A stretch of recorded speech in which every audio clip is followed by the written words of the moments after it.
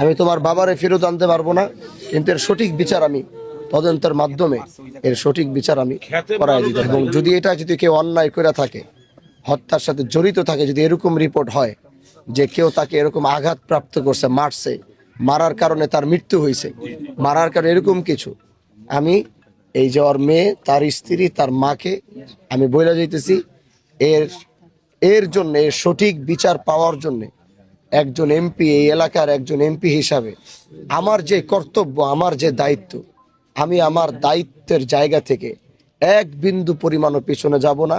এর সঠিক বিচার কিভাবে করতে হয় সেটা ইনশাআল্লাহ আমি প্রশাসনকে সাথে নিয়ে, আমাদের সর্বস্তরের মানুষকে নিয়ে আমি এই বিচার সুনিশ্চিত করবো ইনশাআল্লাহ।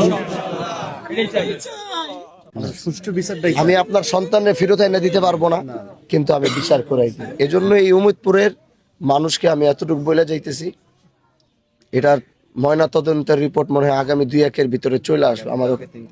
হ্যাঁ, মনে হয় আমি বলে দিছি। ওরা লম্বা সময় চাইছিল, কিন্তু আমি বলছি না, আমি বলছিলাম, কিন্তু তারা, আমি ফোন দেওয়ার পরে তারা এটা যত দ্রুত সম্ভব, হয়তো কয়েকদিনের ভিতরেই এই তদন্ত রিপোর্টটা হাতে আসবে, এবং এটা সঠিক তদন্ত রিপোর্ট আসবে, যেখানে কোনো ভেজাল থাকার কোনো প্রশ্নই আসে না, এই সুযোগই দেওয়া হবে না। এবং এটা আমি সর্বোচ্চ চেষ্টা করব, এটার তদন্ত রিপোর্টটা আসার পরে তাহলে আমরা বুঝতে পারবো বিষয়টা কি হয়েছে, তাই না, ঘটনাটা কি, এটা আমরা তখন বুঝতে পারবো।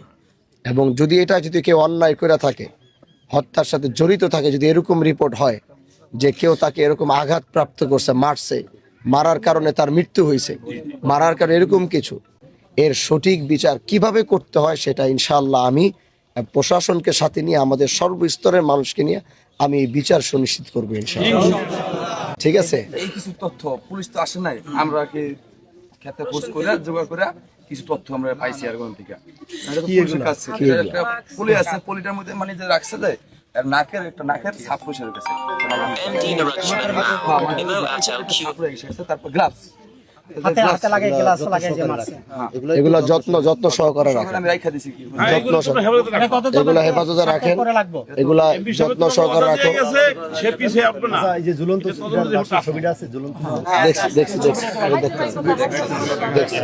আমাদের সব দেখছি, সব দেখা, আমার সব দেখা শেষ, আমার সব জানা আছে।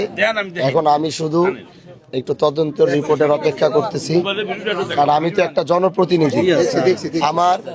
আমার সব জায়গায় আমার স্বচ্ছতার সাথে কাজ করতে হবে, মানে আমার কারণে কারো উপরে যেন অন্যায় জুলুম না হয়ে যায়। এজন্য জনপ্রতিনিধি হিসাবে আমার কিছু দায়িত্বের জায়গা আছে, কিছু জায়গার সিকিউরিটি নিতে হবে, কিছু জায়গার তদন্ত সঠিক রিপোর্ট আমার কাছে থাকতে হবে। এরপরে কি করতে হবে সেটা আমার দায়িত্ব। এজন্য আমি, ঠিক আছে মা, কি বলছি বুঝতে পারছো তুমি? আর মা, আমি আপনারও বলি, আমার সব জানা আছে, যা করতে হবে, কি করতে হবে, ইনশাআল্লাহ সেভাবেই করে দিই। ঠিক আছে ইনশাআল্লাহ। শুধু বাবা মা না, এলাকাবাসী সবাই চায় যে সঠিক তদন্তের মাধ্যমে একটা ন্যায় বিচার, যারা নির্দোষ তাদের কোনো কিছু নাই।